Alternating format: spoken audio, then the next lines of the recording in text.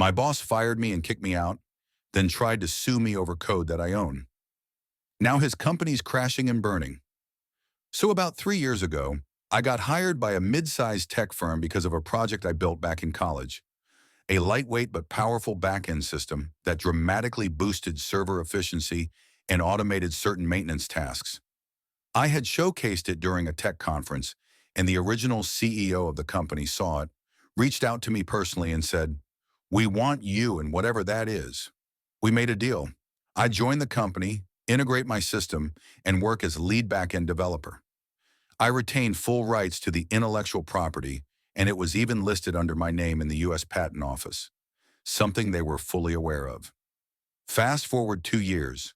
The original CEO retires and sells his shares to a younger, arrogant new guy, let's call him Chad, who's obsessed with efficiency and modernizing the company. First thing he does? Cuts costs, fires people left and right. One day, without warning, he calls me into his office and says, "We're letting you go.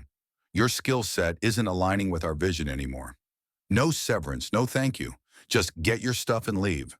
I asked, "You sure about this?" He just smirked and said, "We'll be fine."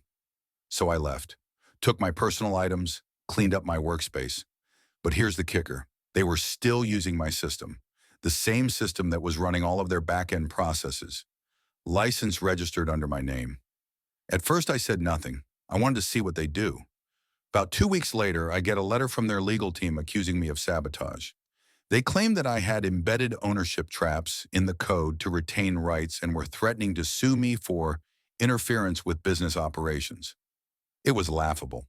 I didn't have to embed anything because the patent was already mine. I had documents, timestamps, emails from the original CEO, and even the signed contract that clearly stated I was simply licensing them the tech. My lawyer responded with a calm, polite version of, "Nice try, dummies."